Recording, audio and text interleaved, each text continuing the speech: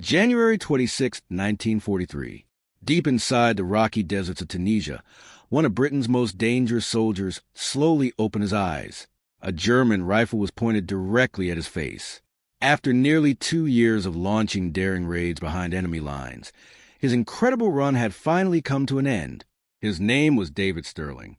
To the Germans, he was known as a Phantom Major, a mysterious officer who seemed to appear out of nowhere, destroy entire enemy airfields, and disappear back into the endless desert before anyone could stop him. But here's the question historians still debate today. Was David Stirling truly the brilliant mastermind who created the legendary Special Air Service? Or did other extraordinary men deserve just as much credit? This is a remarkable story of ambition, courage, controversy, and the birth of one of the world's most famous Special Forces units. David Stirling was born on November 15, 1915, in London, England. Although his family belonged to the Scottish aristocracy, he entered the world far from the Scottish Highlands that his family proudly called home. Privilege surrounded him from birth. His father served both in politics and in the British Army, while his family carried generations of military tradition. They expected David to become a respected gentleman, disciplined, educated, and honorable. Instead, they got something completely different. Even as a young boy, David refused to follow rules. He loved adventure. He hated routine. And whenever someone told him something couldn't be done, he immediately wanted to prove them wrong. Growing up in the beautiful Scottish countryside, he spent countless hours climbing hills, exploring forests, and pushing himself physically. Those early adventures quietly built a fearless attitude that would later define his military career. By the time he reached boarding school in England, David had grown into an unusually tall young man, standing nearly 6 feet 6 inches. His size made him impossible to ignore. He excelled at sports. But academics? That was another story. Teachers often found him distracted, rebellious, and uninterested in classroom rules. He possessed intelligence, but conventional education simply couldn't hold his attention. Eventually, David enrolled at Cambridge University. For many families, this would have marked the beginning of a successful professional career. Instead, it became another chapter of rebellion. His time at Cambridge was filled with parties, gambling, drinking, and countless disciplinary problems. Before long, university officials had seen enough. David Stirling was expelled. Most people would have considered this a devastating failure. For David, it became another opportunity. Rather than pursuing a traditional career, he joined the Scots Guards Reserve and began chasing something far more exciting: adventure. Outside military training, he developed a deep passion for mountaineering. His dream wasn't simply to climb mountains. It was to become one of the first men to conquer Mount Everest. That ambition revealed something important about his personality. David Stirling wasn't interested in ordinary achievements. He wanted challenges that most people believed were impossible. As Europe moved closer to another devastating war, David continued traveling across the Atlantic, working odd jobs and searching for excitement. Then history changed everything. September 1939, Germany invaded Poland. Within days, Britain declared war. When news reached David, he was working as a cattle ranch hand in Montana, thousands of miles away from home. Without hesitation, he abandoned everything. He crossed America, boarded a ship, and returned to Britain. The Second World War had begun. Like millions of young men, David immediately rejoined the British Army. But almost immediately, frustration began building inside him. The early months of the war became known as the Phony War. Despite Britain technically being at war with Germany, very little actual fighting took place on the Western Front. Soldiers trained. They waited, and they waited even longer. David hated every minute of it. He believed the British Army was preparing to fight another First World War instead of adapting to a completely new kind of conflict. Instead of encouraging creativity, military leaders focused on rigid discipline and outdated tactics. David became increasingly convinced that future victories would belong to small groups of highly trained soldiers capable of moving quickly, thinking independently, and striking where the enemy least expected. At the time, very few senior officers agreed with him. Still, David couldn't ignore the idea. Then one conversation changed his life forever. He learned about a new experimental commando unit being formed under Lieutenant Colonel Robert Laycock. Unlike traditional infantry, These commandos would carry out dangerous raids, sabotage missions, and surprise attacks deep behind enemy lines. It sounded exactly like the kind of warfare David had imagined. Without hesitation, he volunteered. Training took place on the rugged Isle of Arran in Scotland. The conditions were brutal. Freezing rain, powerful winds, rocky hills, swamps, long marches with heavy equipment. Many recruits struggled. David thrived. His towering height naturally drew attention, but it wasn't just his physical presence that impressed others. He possessed remarkable confidence. Even during exhausting exercises, he encouraged others to keep moving. Leadership came naturally. For the first time, David found a military environment that rewarded bold thinking instead of punishing it. But while he trained, the war itself was changing rapidly. Germany stormed across Europe. France collapsed. Italy joined the Axis powers. Soon, the conflict expanded into North Africa, a vast battlefield of endless sand, scorching temperatures, and enormous strategic importance. The British Empire suddenly faced a dangerous new threat. Nobody knew it yet, but the deserts of North Africa were about to become the birthplace of one of the most famous special forces units in military history. And at the center of it all stood one restless young officer who refused to believe that war had to be fought the old-fashioned way.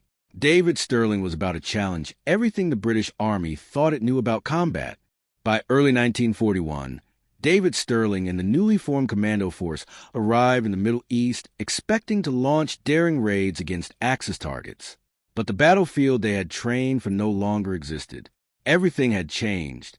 German General Erwin Rommel had entered North Africa with the newly formed Afrika Korps. His fast-moving armored divisions quickly reversed Britain's earlier victories, driving Allied forces back across the Libyan desert. The war was becoming faster, more unpredictable, and infinitely more dangerous. Les Forces, the commando unit Stirling had joined, suddenly found itself without a clear mission. Instead of carrying out bold special operations, its soldiers were scattered across different assignments. Some defended islands in the Mediterranean. Others evacuated Allied troops from Crete. Many simply waited for orders that never came. For David Stirling, it was unbearable. He hadn't volunteered for military service just to sit in camps and watch history unfold. He wanted action. He wanted innovation. Most importantly, he wanted to change the way wars were fought. But life had another tragedy waiting for him. News arrived that his younger brother, Hugh Stirling, had been killed during fighting in North Africa. The loss hit David harder than anyone realized. Friends later described him becoming quieter, more determined, and increasingly convinced that conventional military thinking was costing far too many lives.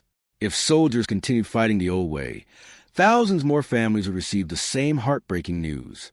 Something had to change. As Les Forces slowly dissolved, Stirling spent much of his time in Cairo.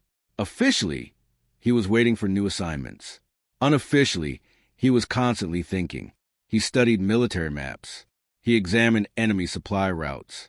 He listened to reports from pilots returning from missions over Axis territory. One fact became impossible to ignore. German aircraft were causing enormous damage to Allied forces. As long as those airplanes remained untouched on their airfields, Britain would always be fighting at a disadvantage.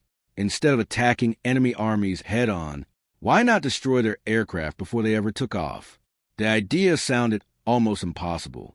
Enemy airfields were located hundreds of miles behind the front lines. Conventional soldiers could never reach them unnoticed. But David wasn't thinking like a conventional soldier anymore. He imagined something entirely different. A handful of highly trained men, traveling silently through the desert, appearing unexpectedly behind enemy lines, destroying dozens of aircraft in a matter of minutes, then disappearing before German reinforcements could respond. It wasn't just a military operation. It was psychological warfare. If successful, the Germans would never know where the next attack would come from. Around this time, Stirling met another remarkable officer, Jacques Louis. The two men immediately recognized they shared the same vision. Louis was intelligent, inventive, and obsessed with unconventional warfare. For hours they discussed explosives, sabotage, surprise attacks, and the future of special operations. Together, they began designing a completely new type of military unit, Unlike traditional commandos, these soldiers would specialize in deep penetration missions. Small teams, maximum damage, minimum manpower. Every soldier would have to think independently. Every mission would rely on speed, surprise, and precision instead of overwhelming numbers. Today, those ideas seem obvious. In 1941, they sounded completely revolutionary. Many senior officers dismissed them as unrealistic. Others simply laughed. But David Stirling refused to give up. Then fate intervened. During an experimental parachute jump in the Egyptian desert, disaster struck. As Stirling leaped from the aircraft, his parachute became tangled. For a terrifying moment, everything went wrong. He crashed violently into the ground. The impact left him unconscious. When he finally woke up, he was lying in a military hospital. Doctors discovered serious injuries to his back. Recovery would take weeks. Some believed his military career was effectively over. Instead, the hospital became David Stirling's planning room. Confined to bed, he spent countless hours studying maps of North Africa. He analyzed German airfields, supply depots, fuel storage areas, communication lines. Every location became another potential target. By the time he left the hospital, his vision for a completely new special operations force had become far more detailed. Now, he needed one thing: permission. Convincing Britain's military leadership would not be easy. The Army valued discipline and tradition. David Stirling represented neither.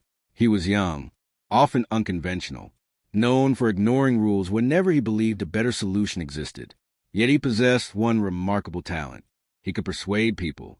Eventually, he managed to present his proposal to General Claude Auchinleck, the British commander responsible for the Middle East.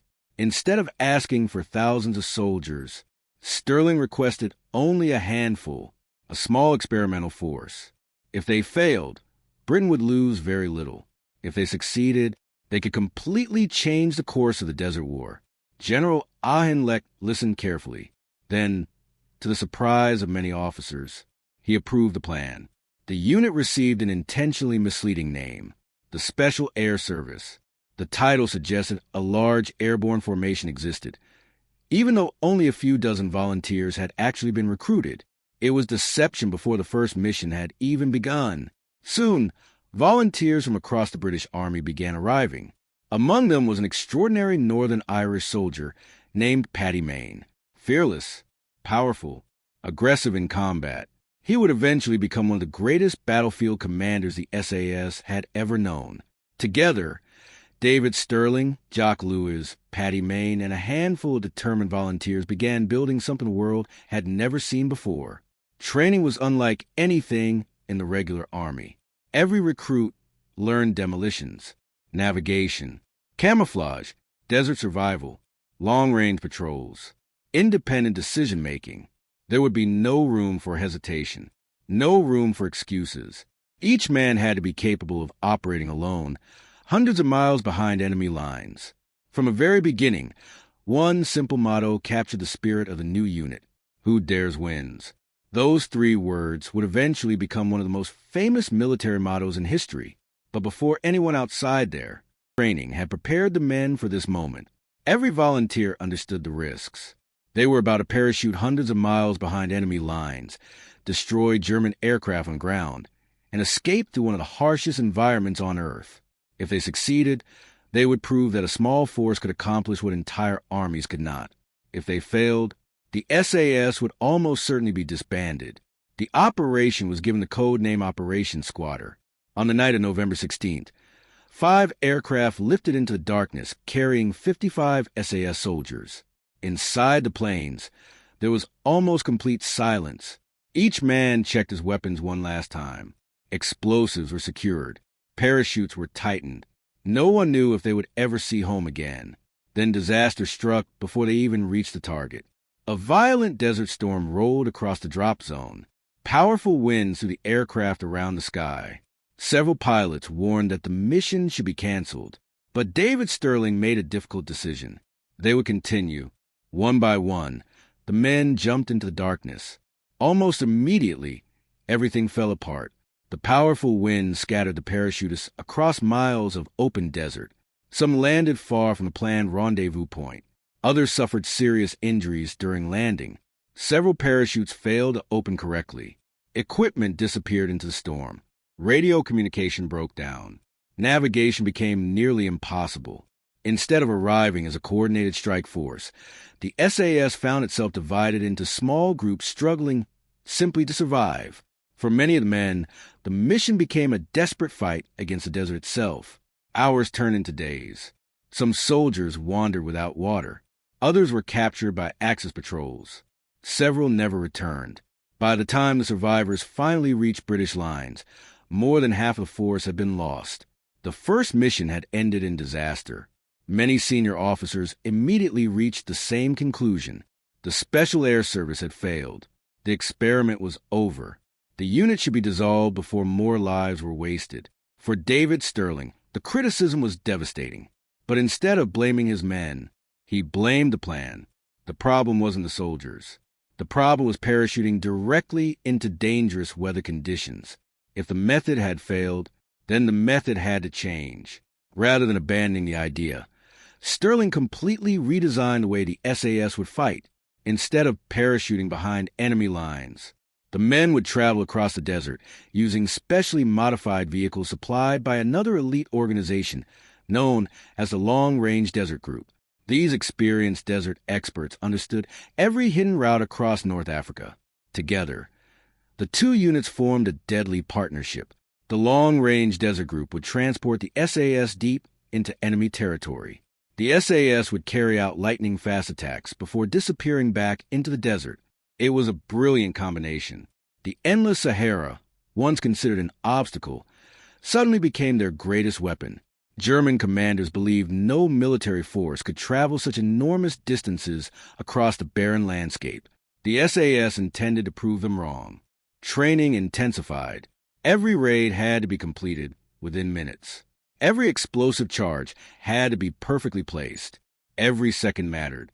Jacques Lewis introduced an innovative explosive device that quickly became famous among the unit. Small, lightweight, easy to carry, but powerful enough to destroy aircraft worth millions of dollars. Each soldier could carry dozens of these explosives without sacrificing speed. The philosophy was simple. Travel light, strike hard, disappear fast. No unnecessary firefights. No heroic last stands.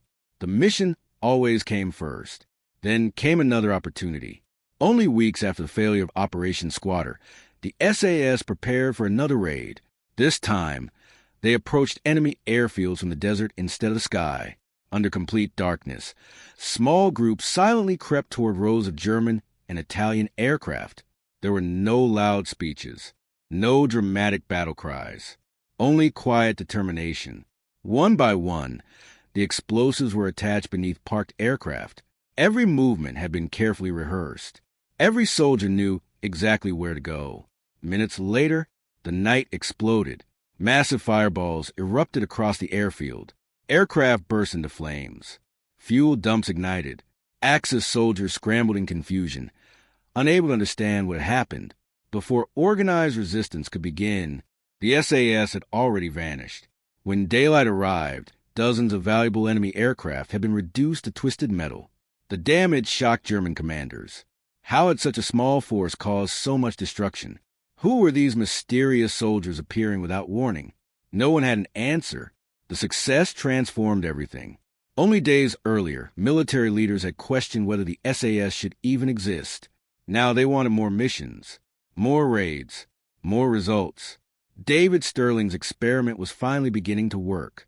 Soon, attacks became almost routine. Every few nights, another German airfield exploded. Another fuel depot disappeared. Another supply line was destroyed. Axis pilots could no longer feel safe, even hundreds of miles behind the front line. Fear spread quickly. No one knew where the next attack would happen. Every shadow seemed dangerous. Every distant engine sounded like another SAS patrol approaching through the desert. For the Germans, the psychological impact became almost as damaging as the physical destruction. The Phantom Major and his mysterious soldiers seemed impossible to stop. Yet victory carried a heavy price. During one dangerous operation, tragedy struck the unit once again. Jacques Louis, the brilliant officer who had helped shape the SAS from the very beginning, was killed during a desert mission after coming under enemy attack. His death devastated everyone. For David Stirling, it was deeply personal. He had lost not only a trusted officer, but one of the few men who fully understood his vision. Many believed the SAS might collapse without Louis. Instead, his sacrifice strengthened the determination of every man still wearing the SAS insignia. They would continue the mission, they would honor his legacy, and they would make the enemy pay for every life that had been lost. By early 1942, one thing had become absolutely clear. By the spring of 1942, David Stirling and the SAS had become a nightmare for the Axis powers. Every few days, another German airfield was attacked. Another fuel depot exploded into flames. Another convoy disappeared somewhere in the endless North African desert. The Germans had thousands of soldiers, hundreds of tanks, and complete air superiority in many regions. Yet they couldn't stop fewer than 200 highly trained commandos. The SAS had mastered the art of surprise. Unlike conventional soldiers, they refused to fight predictable battles. They rarely attacked heavily defended positions. Instead, they studied enemy routines. They learned when guards changed shifts. They memorized fuel storage locations. They identified aircraft parked wing to wing. Every mission began long before the shooting started. Success depended on planning, not luck. For days, sometimes weeks, SAS patrols had deep inside the desert. The scorching sun reached temperatures well above 110 degrees Fahrenheit. Water was scarce. Food was limited. Sandstorms could appear without warning. Despite these conditions, the men remained hidden, patiently waiting for the perfect opportunity. When the time finally came, they struck with unbelievable speed. One raid after another embarrassed the German high command. Entire squadrons of aircraft disappeared overnight. Axis pilots woke to discover their planes reduced to smoking wreckage before ever taking off. German commanders became increasingly frustrated. How could such a tiny force continue slipping through their defenses? Roadblocks were increased. More patrols were deployed. Rewards were offered for information. Still, the attacks continued. German intelligence officers gave the mysterious British commander a new nickname, the Phantom Major. It was a perfect description. He seemed to appear from nowhere, destroy valuable military targets, then vanish back into the desert before anyone could catch him. The name quickly spread through German radio communications. Soon, British newspapers began using it as well. David Stirling was becoming a legend, but legends don't win wars alone. Behind every successful mission stood extraordinary soldiers. One of the most important was Paddy Mayne, powerful, fearless, and incredibly aggressive during combat. If Stirling developed the overall strategy, Mayne often led the assaults themselves. His calmness under fire became famous throughout the SAS. Many soldiers later admitted they felt almost invincible whenever Paddy Mayne led a raid. The partnership between Stirling and Mayne worked remarkably well. Each man possessed strengths the other lacked. Stirling inspired support from senior commanders. Mayne inspired confidence among the men carrying out the dangerous missions. Together, they formed one of the most effective leadership teams of the entire war. As success continued, the SAS expanded its capabilities. Stirling managed to acquire dozens of American-made Jeeps. At first glance, they looked ordinary. They weren't. Mechanics stripped away unnecessary weight. Heavy machine guns were mounted across the vehicles. Extra fuel tanks were installed. Ammunition boxes covered every available space. These Jeeps became fast-moving assault platforms capable of crossing enormous distances across open desert. Instead of quietly approaching every objective on foot, the SAS could now attack with shocking speed. Drive in, open fire, destroy everything. Drive out before the enemy understood what had happened. It was unlike anything seen before. Then came July 26, 1942. The target, Sidi Hainish Airfield in Egypt. It would become one of the most daring raids of the entire North African campaign. As darkness covered the desert, 18 heavily armed Jeeps raced toward the enemy base. There was no attempt to hide. No slow infiltration. No waiting. The SAS burst directly through perimeter. Machine guns erupted from every vehicle. Streams of tracer rounds ripped across the airfield. Enemy aircraft exploded one after another. Fuel tanks ignited. Pilots ran desperately for cover. The entire attack lasted only a few minutes. Then, just as suddenly as they had arrived, the jeeps disappeared into the darkness. When daylight revealed the destruction, nearly 40 Axis aircraft had been destroyed. The raid shocked military leaders on both sides of the war. A handful of commandos had inflicted damage normally expected from an entire bomber squadron, and they had done it with almost unbelievable precision. The reputation of the SAS reached a completely new level. Inside British headquarters, attitudes changed dramatically. Officers who had once questioned Stirling's unconventional ideas now praised his achievements. Resources finally began flowing toward the SAS. Better weapons, more vehicles, additional volunteers. The unit was no longer viewed as an experiment. It had become an essential weapon in Britain's war effort. Even Prime Minister Winston Churchill had begun hearing remarkable reports about the mysterious desert raiders. Before long, he wanted to meet the man responsible. David Stirling soon found himself sitting at dinner with Britain's wartime leader. Churchill expected to meet a loud, fearless warrior. Instead, he encountered a surprisingly quiet, thoughtful officer, soft-spoken, calm, almost shy. The contrast amazed him. How could such a reserved man command one of the most aggressive fighting units in the British Army? During their conversation, Stirling explained his concerns. Despite recent successes, he still feared the SAS could be disbanded if military priorities changed. Churchill listened carefully. The Prime Minister understood something many others had missed. The future of warfare was changing. Small, highly trained special operations units would become increasingly valuable. After the meeting, Churchill personally supported expanding the SAS. It proved to be one of the most important decisions of the North African campaign. But while success continued making headlines, danger was quietly closing in. German intelligence had begun studying every SAS attack, every raid, every escape route, every possible weakness. The Phantom Major had become the most wanted Allied officer in North Africa. And somewhere in the desert, the Axis powers were preparing a trap that could finally bring his remarkable career to an end. By late 1942, David Stirling had become one of the most feared Allied officers in North Africa. His raids had destroyed hundreds of Axis aircraft. Fuel depots had been reduced to ashes. Supply lines had been crippled. German commanders were no longer asking if the SAS existed. They were asking one question: how do we stop them? The answer was simple: capture the man leading them. By now, Stirling had become the target of an enormous intelligence operation. German reconnaissance aircraft constantly searched the desert. Italian patrols increased their presence.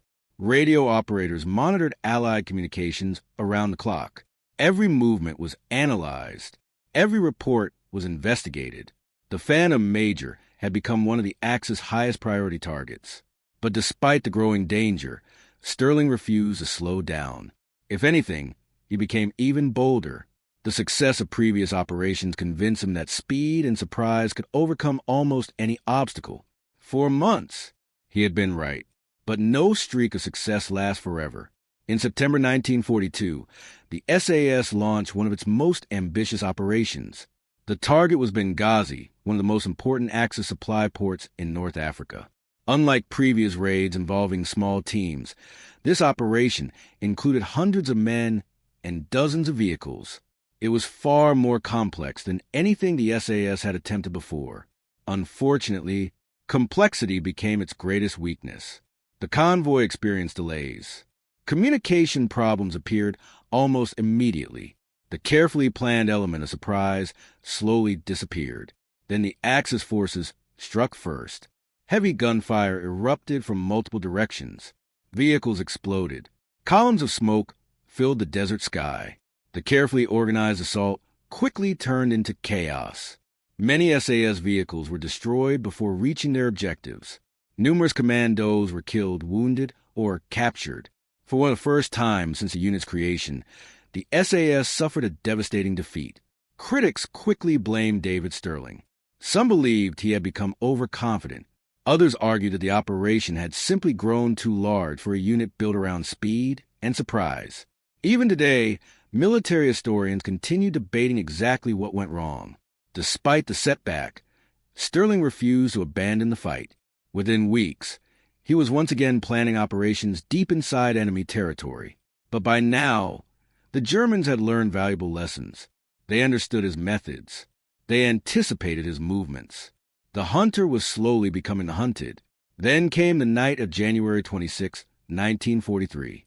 Deep inside Tunisia, David Stirling and a small group of SAS soldiers stopped to rest after another dangerous mission. Exhausted from days of movement across the desert, they settled into what they believed was a safe location. It wasn't. Unknown to them, German paratroopers had been tracking their movements. Under the cover of darkness, the enemy quietly surrounded the campsite. When dawn approached, German soldiers moved in. Stirling woke to find an armed soldier standing over him. His war in North Africa was over. Without firing a single shot, the Phantom Major had finally been captured.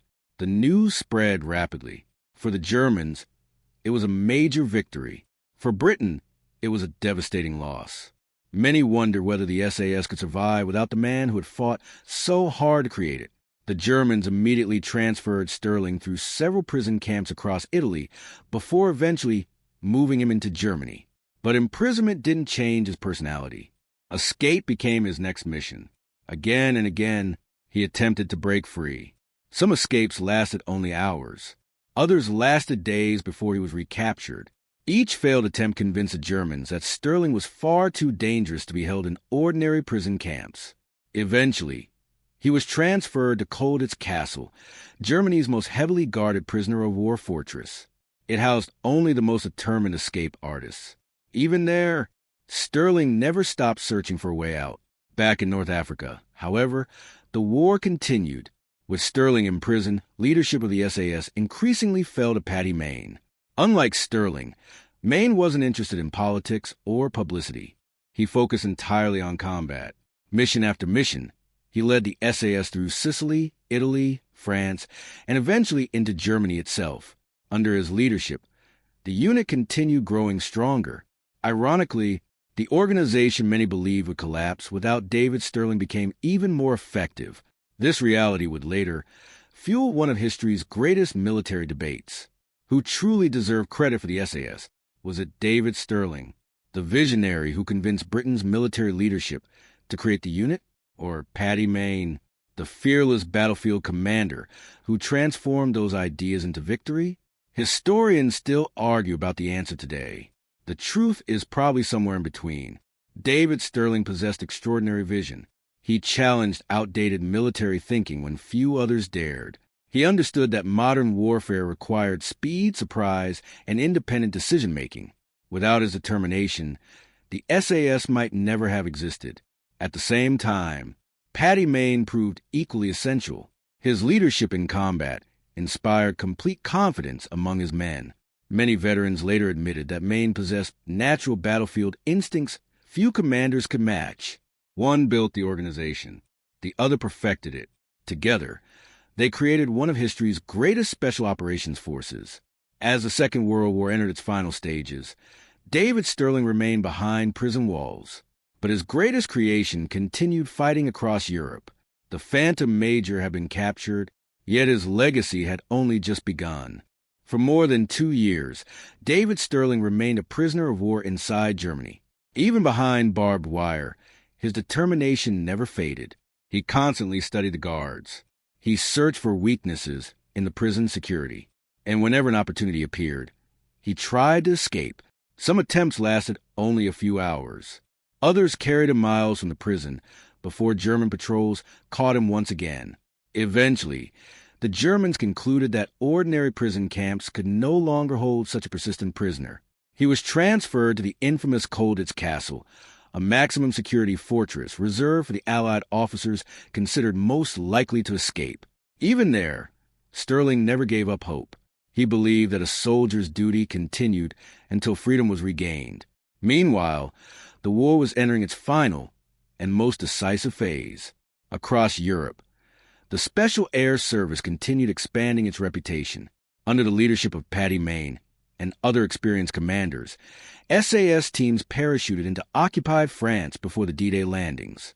They sabotaged railroads, destroyed bridges, ambushed German convoys, and gathered intelligence that helped Allied armies advance across Europe. The tactics David Stirling had imagined in the deserts of North Africa were now being used across an entire continent. Small teams, fast movement, surprise attacks, independent decision-making. The blueprint for modern special operations had become reality. In May 1945, Nazi Germany surrendered. The Second World War in Europe was finally over. David Stirling was liberated after more than 2 years in captivity. He returned home not as an ordinary officer, but as a national hero. The British public celebrated the daring commander whose small force had repeatedly outsmarted one of the world's most powerful military machines. Yet peace brought unexpected challenges. The wartime SAS was officially disbanded shortly after the conflict ended. Many believed that special operations units were no longer necessary. History would soon prove them wrong. As new conflicts emerged around the world, military planners recognized the continuing value of elite special forces. In 1947, the Special Air Service was officially reestablished. Over the following decades, the SAS evolved into one of the most respected special operations units on Earth. Its influence spread far beyond Britain. Elite military organizations around the world adopted similar tactics, training methods, and operational philosophies. From hostage rescues to counterterrorism to long-range reconnaissance, the ideas first developed by David Stirling continued shaping modern warfare. After leaving the military, Stirling remained an adventurer. He became involved in business ventures throughout Africa and the Middle East. Some projects succeeded, others failed. His post-war life, however, was not without controversy. Certain private military activities and political connections attracted criticism from historians and journalists. Supporters argued that he remained committed to defending Western interests during the Cold War. Critics questioned some of the organizations and operations with which he became associated. Like many extraordinary historical figures, David Stirling's legacy is complex. He was admired by some, questioned by others, but rarely ignored. On November 4th, 1990, Sir David Stirling passed away at the age of 74. His death marked the end of an extraordinary life. Yet the organization he created continued to grow stronger with each passing decade. Today, the SAS remains one of the most respected and secretive special forces units in the world. Its motto, "Who Dares Wins," is recognized across the globe. Those 3 words represent far more than military courage. They represent innovation, determination, leadership, and the willingness to challenge conventional thinking when others refuse. Perhaps the greatest measure of David Stirling's success isn't found in medals or military records. It's found in the countless special operations units around the world that continue using principles he first imagined during the darkest days of World War II. His story reminds us that history is not always changed by massive armies or powerful governments. Sometimes, history is changed by one person willing to question old ideas, one person bold enough to take impossible risks, one person determined to prove that courage and imagination can overcome overwhelming odds.